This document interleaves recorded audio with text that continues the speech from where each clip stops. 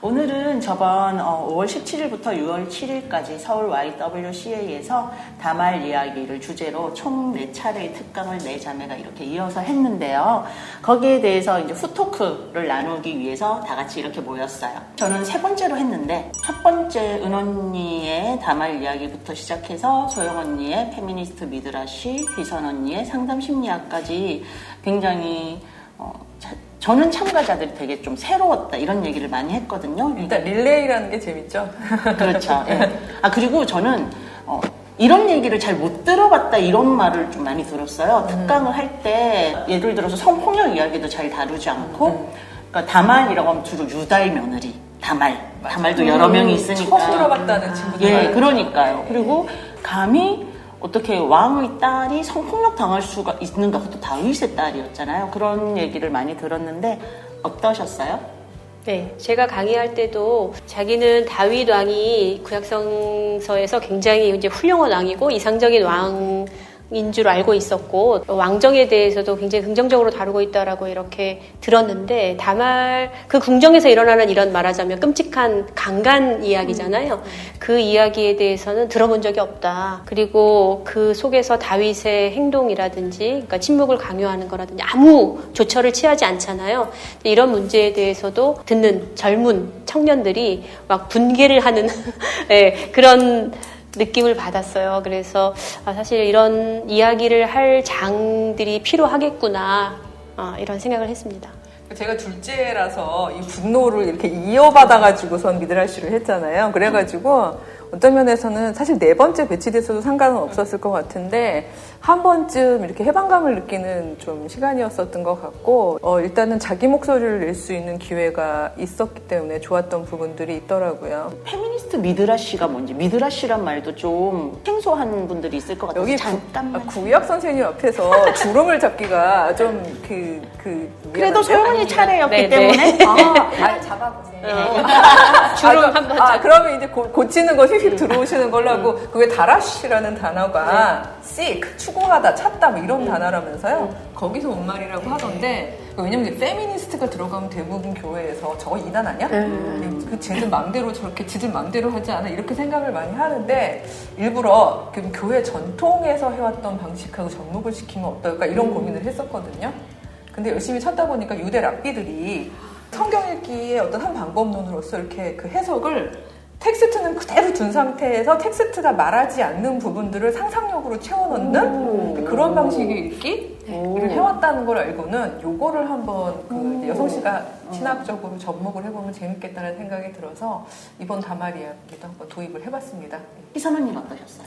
저는 아무래도 상담 전문가로 그 자리에 갔기 때문에 사례들을 공유하는 시간을 가졌는데 제가 이제 강의가 끝나가면서 나중에 느꼈던 거는 이거 들으러 왔구나라는 담화를 공부하면서 자기 이야기인 것 같지만 자기의 목소리로 이야기하지 못하면서 교회에서 이런 일이 있었는데요.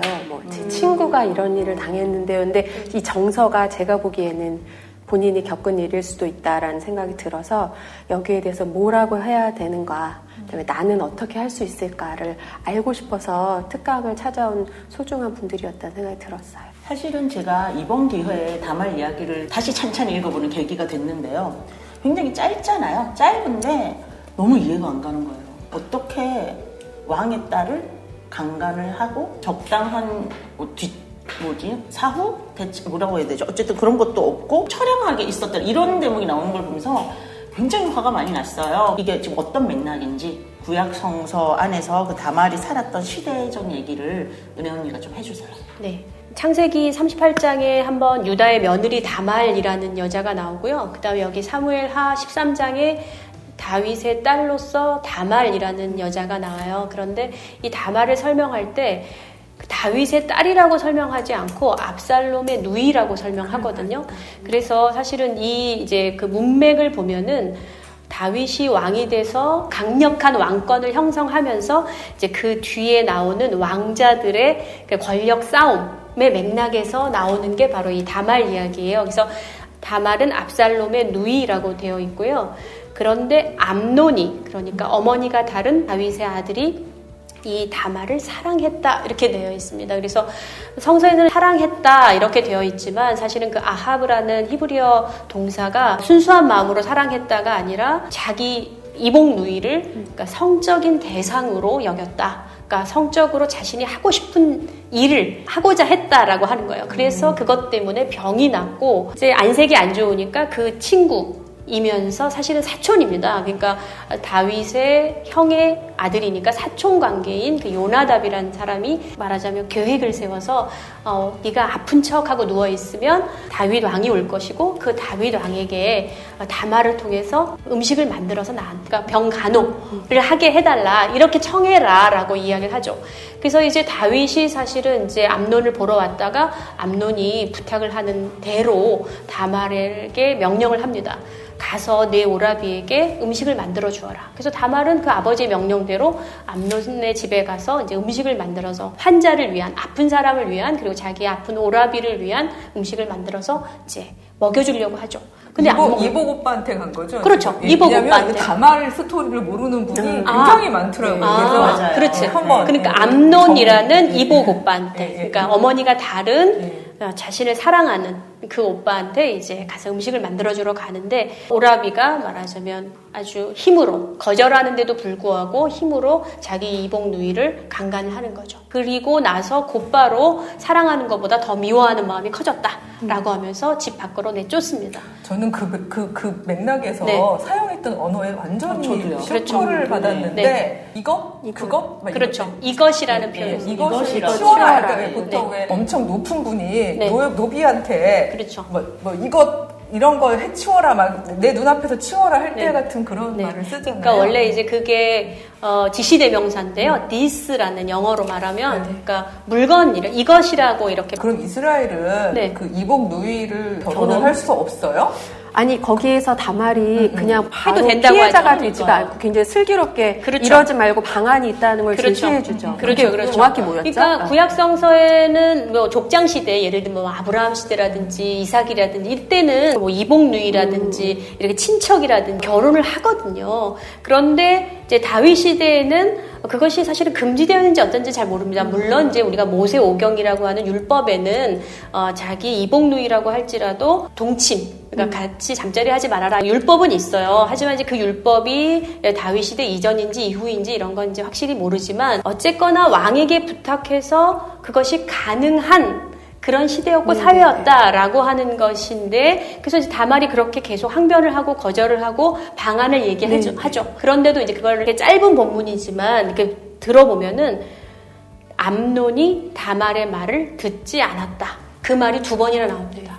그러니까 다말의 그 지혜로운 말을 듣지 않고 힘으로 그를 붙잡아서 동침한다. 라고 하는 것이 본문의 사건이라고 이야기를 할 수가 있겠고요. 아까 말씀하신 대로 그 뒤처리가 그 사랑하는 마음보다 미워하는 마음 때문에 거기서 또다시 물건으로 취급하는 겁니다. 이것을 치워라 라고 하면서 내쫓고요.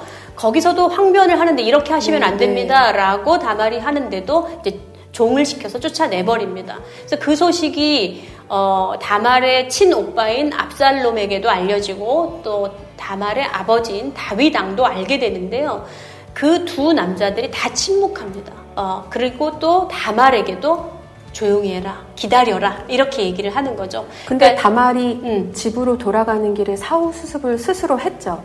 폴포킹 피해자가 어떤 드러내는 조치를 거죠. 해야 될지 네, 했죠. 드러내는 거죠. 조용히 돌아가지 않았다는. 네, 그러니까 그게 굉장히 중요한 네. 포인트인데 성서에 나오는 이 이야기 말고도 아까 주하쌤이 말한 것처럼 많은 성폭력 예가 나오지만 여자들의 목소리가 들리지 않아요.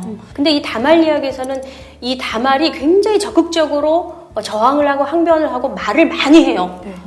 암논은 별로 이야기하지 않아요. 주로 힘을 씁니다.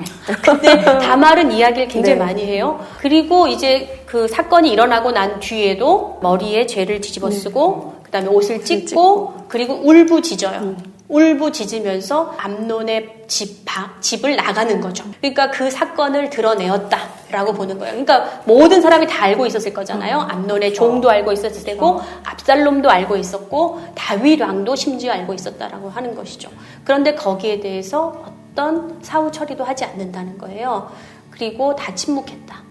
구약 성서 본문 안에서는 그게 이제 암논, 큰아들 암논과 셋째 아들인 압살롬 사이에 그 권력을, 네네. 그러니까 말하자면 이제 왕이 승계를 위한 권력 싸움으로 이제 해석을 하는 거예요. 그렇죠. 그래서 압살롬은 기다리는 거죠. 기다려서 자기 누이의 사적인 복수를 한다라고 하면서 암논을 이제 나중에 2년 후에 죽이거든요. 자기 누이 동생의 복수를 한다는 명목하에 형을 죽임으로써 자기가 왕이 계승자가 되는 것이죠.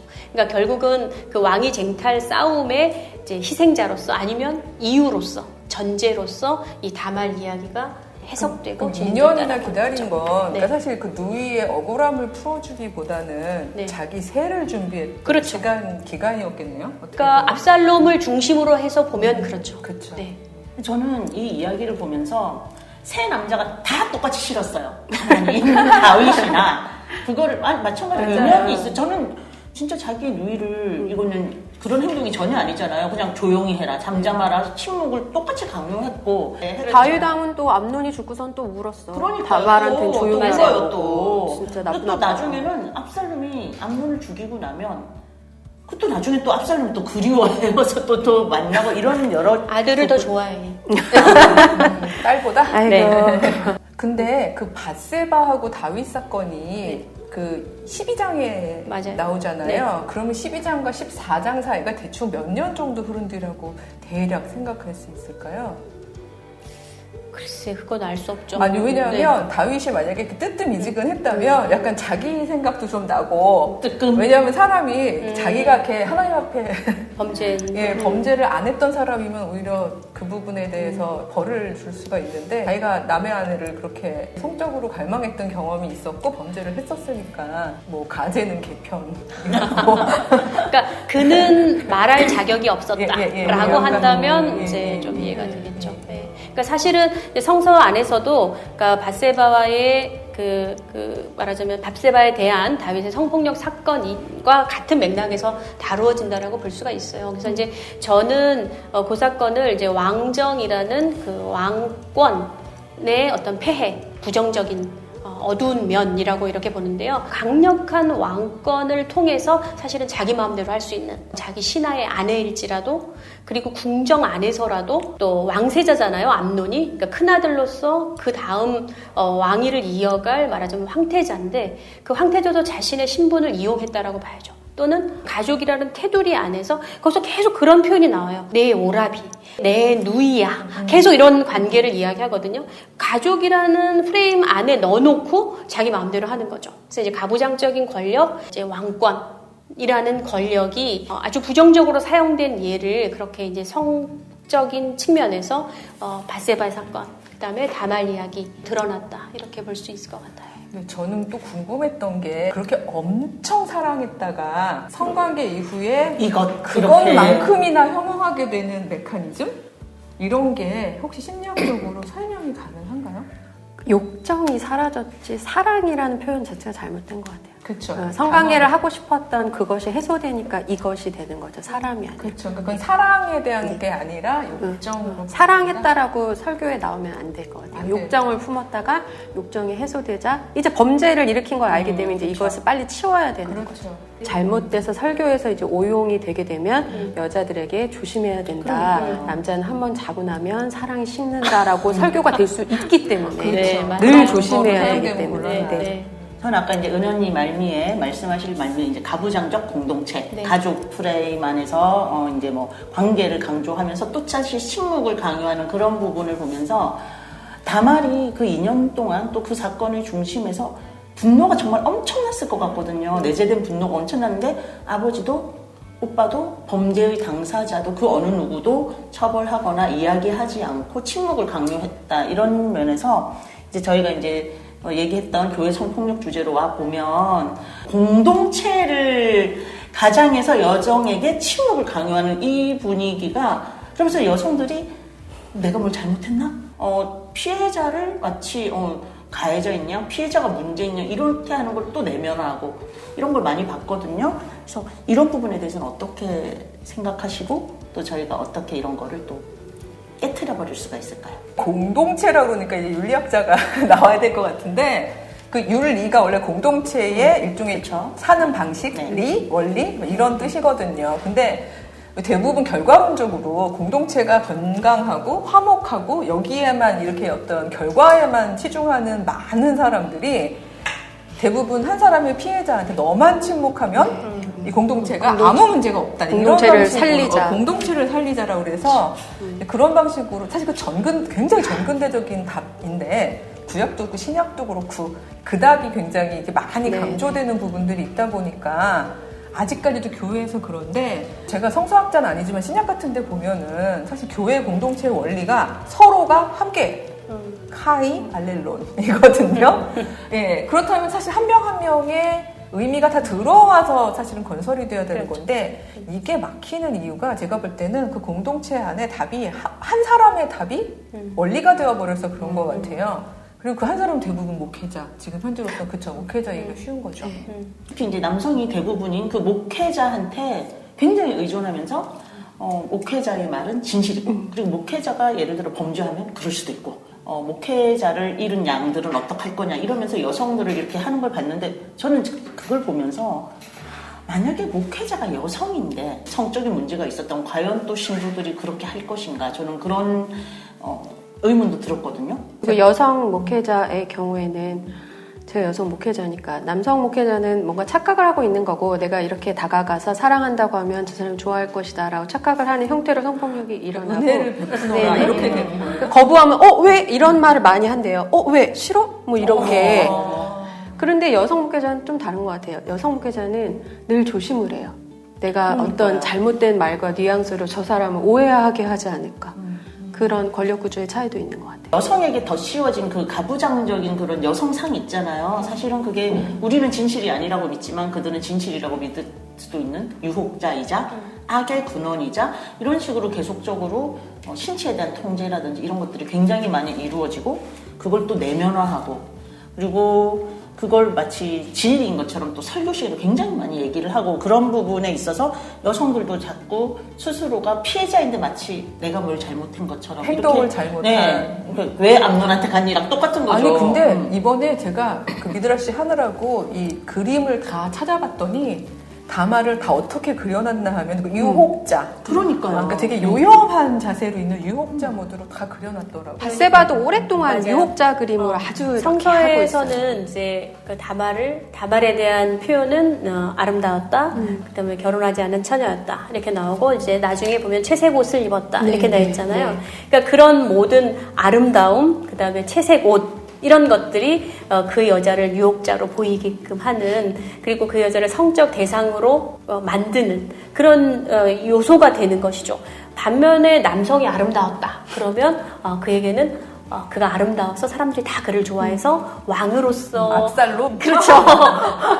왕이 될 만한 자격이 있었다. 그러니까 이렇게 왕, 얘기를 하는 왕의 거예요. 자질. 와. 그러니까 이게 여성에게 해당되는 그러니까 여성에게 씌워지는 기준하고 남성에게 씌워지는 기준이 달라지는 거죠.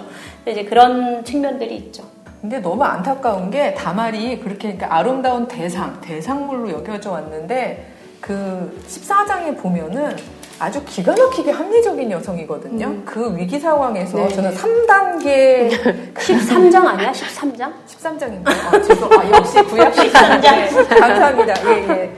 13장이고 이렇게 3단계로 처음에 그 성폭행을 저지하기 위해서 이스라엘 안에서는 이런 일이 없습니다. 잘 생각하십시오. 네. 당신이 매우 부끄러워질 것입니다. 이렇게 얘기하다가 안 통해서 일단 힘으로 당했잖아요. 그러고 난 다음에 버리려고 하니까 이것은 더 큰 악입니다. 쫓겨났는데 그러면 엉엉 울고 도망갈 수도 있을 텐데 또 채색 옷을 짓고 공적인 그렇죠. 목소리를 내고 네, 그러니까 굉장히 합리적인 여성인데 저는 이렇게 멋진 여성을 그 아름다운 대상으로 그린 것도 정말 너무 속상한 부분이 그 다말에 대한 설명은 그 아름다운 여자라고 하는 것밖에 없어요. 근데 그쵸. 이제 그 사건을 통해서 사실은 드러내는 암논이 굉장히 어리석고 그리고 다말은 굉장히 지혜로운 여자였다라고 하는 것이 나옵니다. 아까 이제 소영 언니가 얘기했던 것처럼 그 그 사건이 일어나기 전에 암논에게 이야기하는 부분에서는 이런 일을 하는 것은 이스라엘 안에서 어리석은 일이다.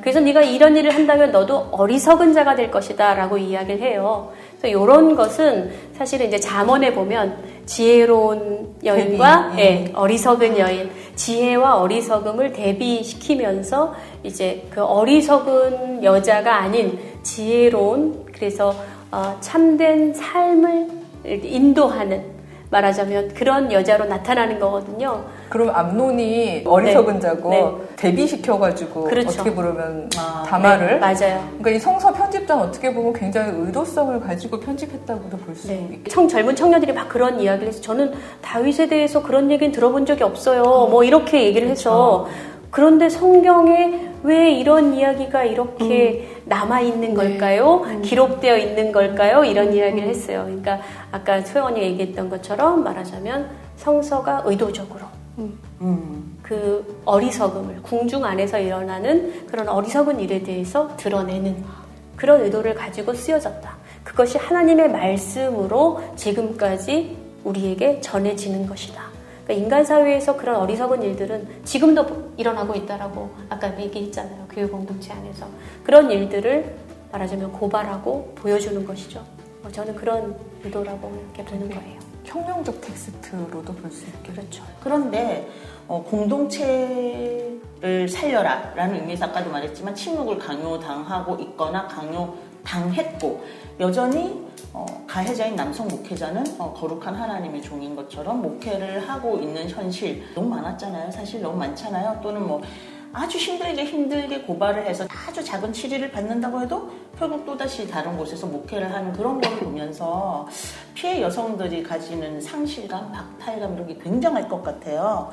이 부분에 대해서 저기 희상 언니가 상담 심리학적으로 해결 방법이나 치유책을 좀 제시해 주셨어요. 교회 내 성폭력은 특별히 그루밍의 형태로 일어나고 피해자가 그때는 그걸 잘 몰랐을 수 있어요. 그래서 자기가 그 사람을 사랑했던 것만 같은 죄책감이 섞여 있기 때문에 자기가 피해자라는 인식을 못하게 될 수 있거든요. 그래서 상담적인 방법에서는 그것을 교육해주고 예방교육이고 이것이 교회 내에서 일어나고 있는 성폭력이다라는 것을 확실하게 해주고 당신은 그 사람을 사랑했던 게 아니라 피해자다라고 분명하게 밝혀주는 게 중요하다고 생각하고요.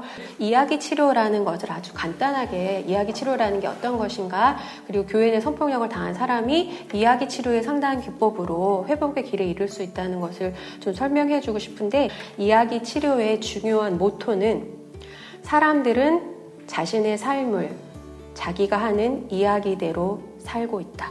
그 이야기라는 것은 무엇을 말하는 거냐면 시작과 중간과 끝이 있는 서술이고요.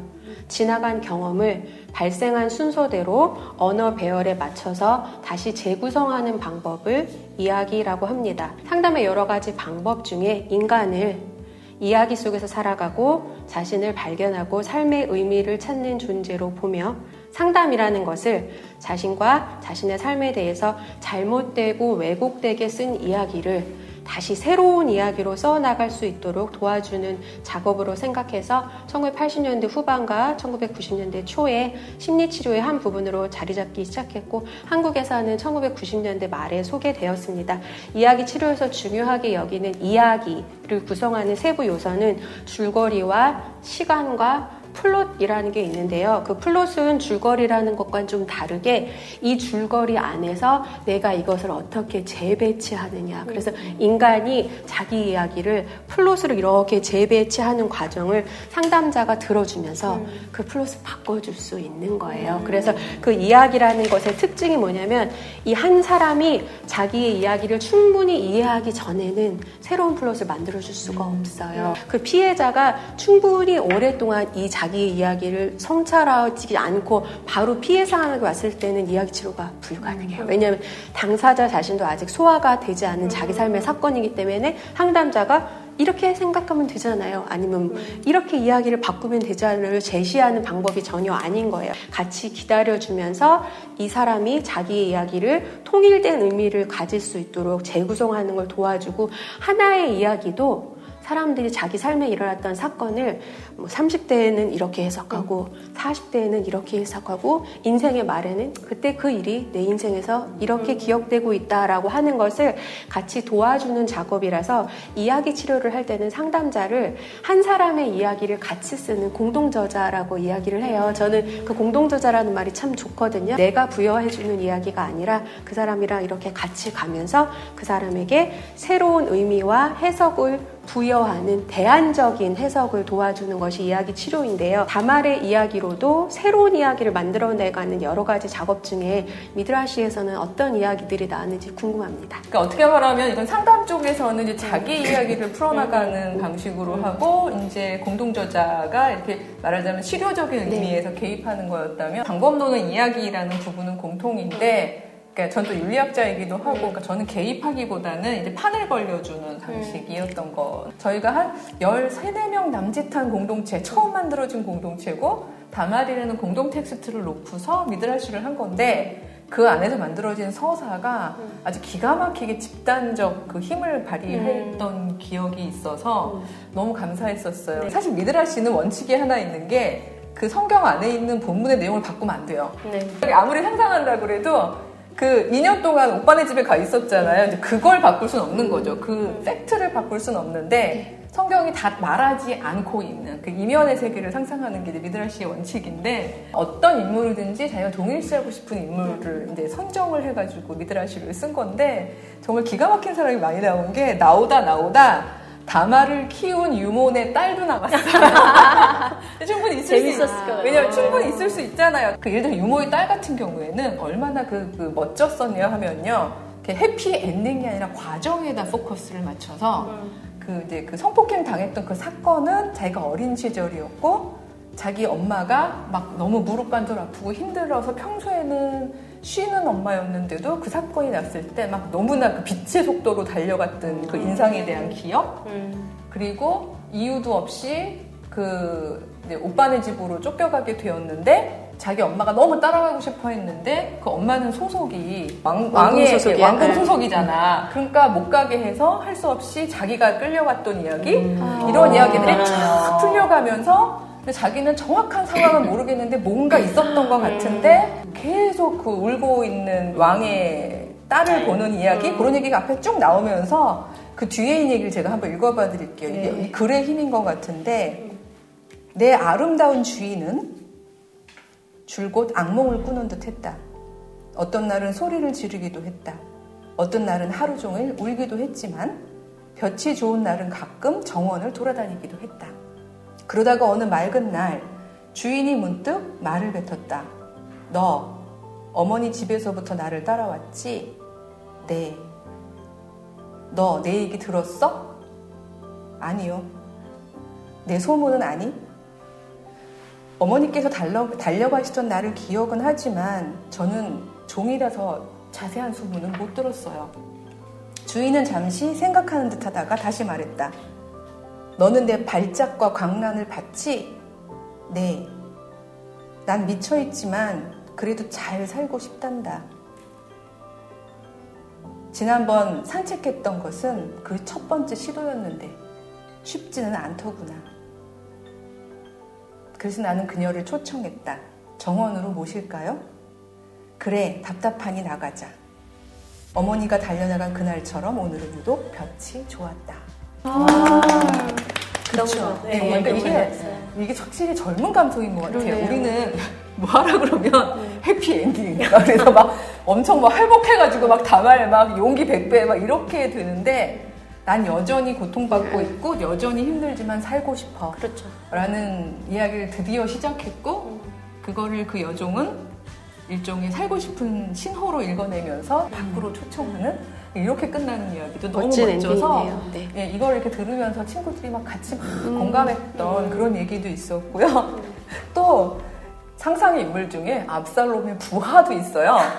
근데 정말 아주 가까이 있었던 일종의 친위대 같은 개념의 근데 왠지 다말을 짝사랑했을 것 같은. 그래서 막 내용에 보면은 막 그런 내용도 나오는 거예요. 막 당장 쳐 죽여도 시원치 않을 텐데, 우리 주인은 기다리라고 한다. 막 이런 얘기도 있고, 다말이 우는 것을 보니까 내가 가슴이 미어진다. 막 그런 얘기도 있고, 그 다음에 재밌는 거는 종들이 굉장히 많이 등장을 하는데, 암논의 종도 나오고요. 압살롬의 종도 나오는 거예요. 본인들은 원치 않았지만 끌어내서 버리고 데려가고 그러네요. 하는 그 본인들이 정말 비자발적으로 일종의 악의 행동에 참여해야 했던 그들의 반성이나 그러면서 만약에 증인으로 자기가 서야 한다면 까짓거 굶더라도 내가 종 노릇 못하더라도 어떻게 먹고 살겠지 뭐 그러면서 이제 준비하는 그런 것도 굉장히 많이 나왔고 이게 사실 함께 나눠서 한 게 아닌데도 이제 그런 게 막 연대돼서 나오고 그다음에 조카 다말 14장에 나오는 다말의 입장에서의 시선도 3명이나 나왔는데 그 중에 하나는 굉장히 흥미로운 게 고모가 죽고 6년 뒤라는 설정으로 너무 구체적이죠. 네, 예를 들어 고모가 죽은 지 뭐 6년이 되었어요. 막 이러면서 나오는 거 보면은 고모네 방으로 자꾸 10대, 20대 여자들이 울면서 뛰어들어가는 일들을 관찰했던. 예, 그때 막 같이 통곡도 하고 이야기 소리도 들리고 그러다가 이렇게 말하자면 뭔가 이렇게 해결된 듯이 나가는 그녀들의 표정. 말 그대로 상담가가 된 거죠. 그래서 자신의 고통을 자기를 파괴하는 쪽으로 가지 않고 다른 사람들을 살리는 쪽으로 간 다말 이야기 듣고 그랬는데 아주 좋네요. 그렇죠. 근데 저만 울린 게 아니라 모두를 울렸던 굉장히 감동적이었던 건 뭔가 하면 다말 어머니. 전혀 생각하지 않고 그러니까 있던. 정말 저도 생각 못했는데 3명이나 또 나왔었는데 그 중에 한 친구가 쓴 그 다말의 어머니에 대한 이야기를 제가 조금씩만 띄엄띄엄 읽어봐 드릴게요. 나는 다윗과 결혼해서 압살롬과 다말을 낳았어요. 다윗은 아내가 많아서 자녀들이 많아요. 뭐 등등등 해서 이제 막 그 자기가 살면서 궁중에서 얼마나 힘들었는지 얘기가 막 쫙 펼쳐지면서요. 그럼에도 불구하고 자기는 기품이 있는 왕비요. 순종해야 되는 아내, 여성의 역할을 감당하느라고 막 꾹꾹 참고 산 거예요. 하지만 자기 딸 다말한테는 늘 이렇게 얘기했대요. 우리 어머니도 다 그러잖아요. 자기는 참고 살면서 넌 나처럼 살지 말아라. 그게 나오는 건데 너는 다말, 즉 왕의 전승을 축하하는 종려나무의 이름을 가진 아이다. 그러니 굴복하지 마라. 결코 패하지 마라. 참지 마라. 주장해라, 승리해라 이렇게 얘기하면서 키웠다는 거예요. 그래서 사실은 암논이 자기 딸에게 흑심을 품는 걸 어머니는 어머니의 직감으로 알고 있었던 거죠. 그래서 거기에 불려가는 게 너무 내심 속상해서 생애 처음으로 반항을 했대요. 다윗에게. 그 장면 나오는 것도 너무 상상력이 대단했었어요. 근데 그때 그 다말이 그래요. 어머니 걱정 마세요. 전 다말, 종려나무, 승리의 상징이잖아요. 지금으로부터 잘 하고 올게요. 사실 이 텍스트는 다말은 예견을 하고 가는 걸로 나와요. 완전 주체자가 되네요, 이야기에. 주체자가 되면서 예견을 했기 때문에 그 많은 그 일종의 대답과 피해 보려는 많은 시도를 한 건데 결국은 이제 그런 성폭력을 당한 거잖아요. 당한 얘기를 듣고 난 다음에 이 엄마는 막 절규해요. 어떻게 이런 일이 일어날 수 있죠? 전 정말 너무 절망스러웠어요.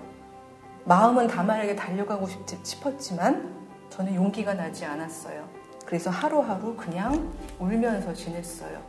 그러던 어느 날 다말이 내게 찾아왔어요. 그리고 이렇게 말했어요. 어머니, 내가 어머니의 말씀대로 승리하였어요. 난 그 악에 굴하지 않고 내 목소리를 끝까지 냈어요. 이 장면에서 다들 막 거기서 막 통곡을 하고 친구들이 다 울었거든요. 근데 여기서 끝나지 않고 전 이게 젊은이들의 상상력인 것 같아요. 왜냐면 젊은이들은 답이 하나가 아니더라고요. 보니까.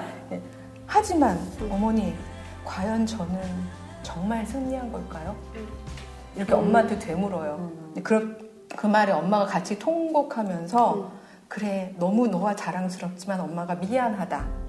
먼저 널 찾아가지 못했던 것, 그 고통과 슬픔과 수치를 너 혼자 이겨내게 했던 그 엄마의 미안함? 그걸 담아서 막 절절히 이제 이야기하면서 결국은 그렇게 하고 나니까 다음 친구가 그 감정이 이어져가지고 같이 계속 통곡하면서 갔었는데 나중에 그 친구가 피드백을 주었는데 자기는 그런 상상을 하는 동안 아까 얘기하신 대로 주체로 이렇게 서면서 악에 굴복하지 않은 다말 그럼에도 불구하고 여전히 아프다는 걸 기성세대에게 이야기해 주면서 기성세대의 연대를 끌어내는 그런 대단하다. 어떤 그 힘으로 담화를 이해하는 것 이런 것들이 굉장히 인상적이었어요. 너무 좋네요. 그러네요.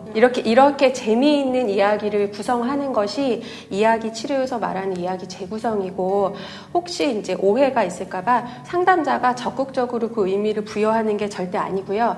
이 사람이 잊고 있었던, 예전에 한번 강인했던 적이 있고, 예전에 한번 불의에 저항했던 적이 있고, 살면서 타인들의 도움을 받은 적이 있던 거를 뽑아주는 거. 아, 그런 일이 있었군요. 그래서 그러면 그런 사람은 앞으로 어떻게 이야기를 만들어 나갈 수 있을까요?를 도와주는 조력자, 이제 절대로 이렇게 주체적으로 이야기를 재해석해주는 사람이 아니라는 걸 말하면서, 저의 이야기 치료의 저의 결론으로는 교회 내 성폭력을 경험하셨거나 주위에서 지켜보셨던 분들에게 제가 하고 싶은 말은, 그 일을 경험했던 분은 그 일은 이제 끝났습니다.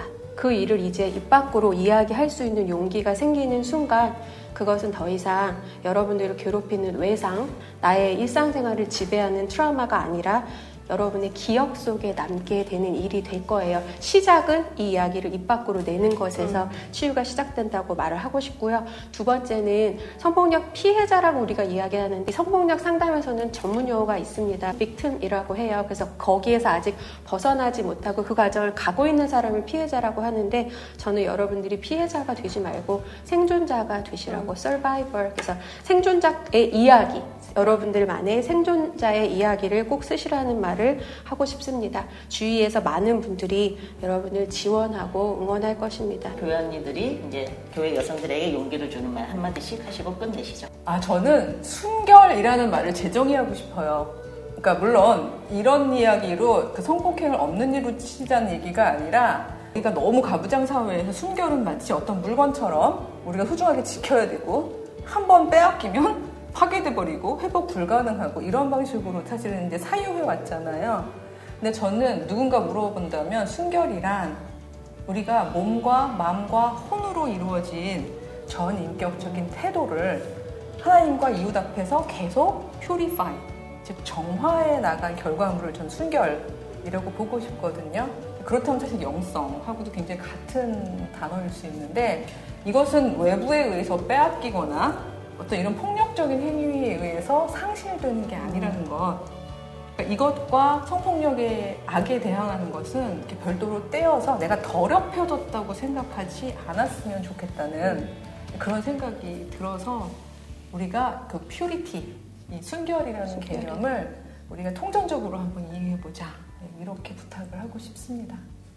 저는 이제 성서를 우리가 읽을 때 사실은 우리가 성경 이야기를 잘 알고 있다라고 하지만 남성 중심적인, 그리고 이제 목회자들이 일방적으로 들려주는 이제 그런 가부장적인 해석에 굉장히 익숙해 있기 때문에, 아까 이제 그 미드라시 해석처럼 고통받는 자의 입장에서, 그리고 그의 기억에서 그 사건을 다시 재구성하고, 그리고 그 사건 자체를 보려는 그런 노력들을 해나가고, 또 그것을 통해서 여성, 그리고 사람, 인간, 교회 공동체 안에서도 이제 그런 독립적이고 자유로운 인격체로 이렇게 살아갈 수 있는 여성들이 되었으면 좋겠다, 이런 생각을 합니다.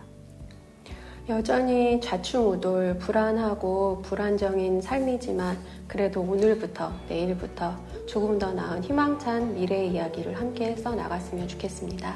저는 교육이니까요. 여러분들한테 가해지는 그 말 한마디 한마디, 여성의 신체에 대한 통제를 담고 있는 그 시선들, 말 모두 잘못된 교육입니다. 거기에 굴복해서 내가 유혹자, 악의 근원, 나의 육체는 계속 통제되어야 될 것으로 여기면 안 되고요. 그 부분에 대해서는 반드시 여러분이 잘못된 게 아니라 여러분이 받고 있는 그 교육이 잘못됐다는 것을 반드시 인식하시면 조금 더 나은 생활이 되지 않을까 싶어요. 자, 오늘 여기까지 할까요? 네, 감사합니다. 감사합니다.